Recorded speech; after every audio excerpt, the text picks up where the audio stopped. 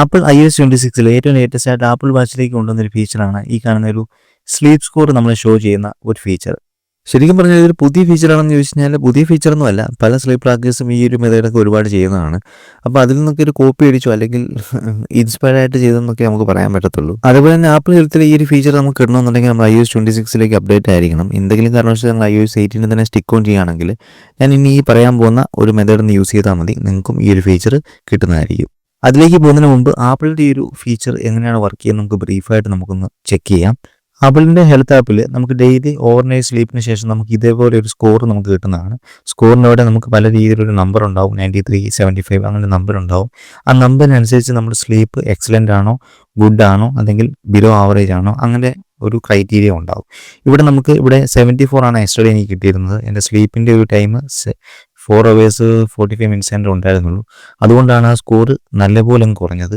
74 എന്നുള്ള സ്കോറിലേക്ക് വന്നു, എങ്കിലും ഹൈ എന്നുള്ള റേറ്റിങ്ങിലാണ് വന്നിരിക്കുന്നത്. ഇതേപോലെ നമുക്ക് ഓരോ ഡെയിലിയും സ്ലീപ്പിൻ്റെ സ്കോർ നമുക്കിങ്ങനെ കാണാൻ പറ്റും. ശരിക്കും ഓരോ സ്ലീപ്പിന് ശേഷം നമ്മൾ ഇങ്ങനെ സ്കോർ iOS ഷോ ചെയ്യുന്നത് ആ ഒരു സ്ലീപ്പിൻ്റെ ഡ്യൂറേഷൻ മാത്രം നോക്കിക്കൊണ്ടല്ല, നമ്മുടെ ബെഡ് ടൈം, അതുപോലെ തന്നെ ആ ഒരു സ്ലീപ്പിൻ്റെ ഇടയ്ക്ക് നമ്മൾക്ക് ഉണ്ടാകുന്ന ഇൻറ്ററപ്ഷൻസ് എല്ലാം നോക്കിയിട്ടാണ് ഇങ്ങനൊരു സ്കോർ നമുക്ക് ആപ്പിൾ തരുന്നത്. ഇനി ഞാൻ ഈ വീഡിയോയുടെ തുടക്കത്തിൽ പറഞ്ഞ കാര്യത്തിലേക്ക് വരാം. ശരിക്കും ആപ്പിൾ ഈ ഒരു ഫീച്ചർ പുതിയതായിട്ട് അവതരിപ്പിച്ചാന്ന് പറഞ്ഞാൽ ഞാൻ സമ്മതിക്കത്തില്ല. ഒന്നെങ്കിൽ നമുക്ക് കോപ്പി അടിച്ചാന്ന് പറയാം, അല്ലെങ്കിൽ കുറച്ചുകൂടി ഭംഗിയായിട്ട് ഇൻസ്പയർഡ് ആയിട്ട് ചെയ്താന്ന് പറയാം. ഗ്രോപ്പാൽ എന്നൊരു ആപ്ലിക്കേഷനകത്ത് ആപ്പ് സ്റ്റോറിൽ അവൈലബിൾ ആണ്. അതിനകത്ത് ഈ ഒരു സ്ലീപ്പ് സ്കോറിൻ്റെ ഫീച്ചറൊക്കെ പണ്ട് മുതലേ ഉള്ളതാണ്.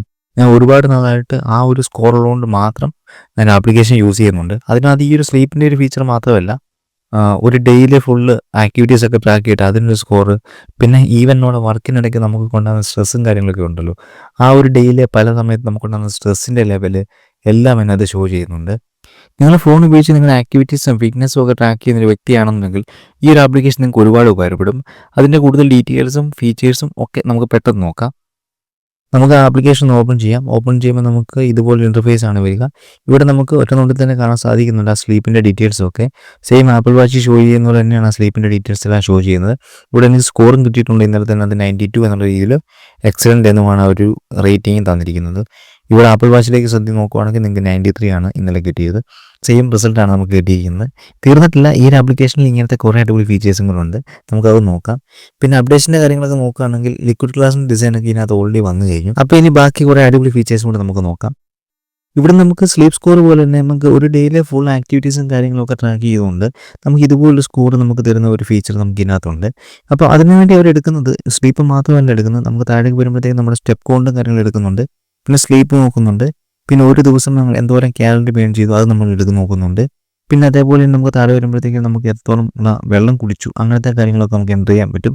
പിന്നെ താഴേക്ക് വരുമ്പോൾ നമുക്ക് വൈറ്റൽസും കാര്യങ്ങളൊക്കെ ഉണ്ട്. അപ്പോൾ ഇതെല്ലാം ചെക്ക് ചെയ്തിട്ടാണ് നമുക്ക് ഇങ്ങനൊരു സ്കോർ ഈ ഒരു ആപ്ലിക്കേഷൻ നമുക്ക് തരുന്നത്.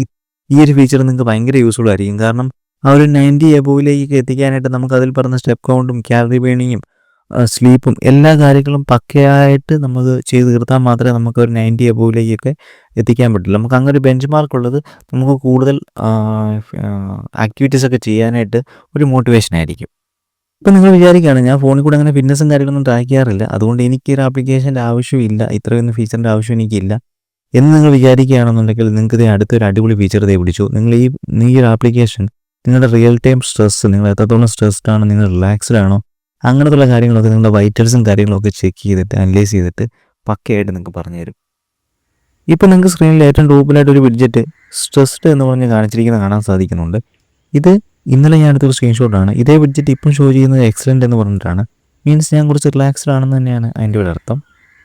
ശരിക്കും ഈ ഒരു ആപ്ലിക്കേഷൻ ഈ വൈറ്റൽസ് ഒക്കെ നമ്മൾ ഷോ ചെയ്യുന്നത് ശരിക്കും നമ്മുടെ ബ്ലഡ് ഓക്സിജൻ ലെവല്, നമ്മുടെ ഹാർട്ട് റേറ്റ്, അതുപോലെ നമ്മുടെ റെസ്പിറേറ്ററി റേറ്റ്, അങ്ങനത്തുള്ള പല വൈറ്റൽസും അനലൈസ് ചെയ്തിട്ടാണ് ഈ ഒരു റിസൾട്ട് നമ്മൾ ഷോ ചെയ്യുന്നത്.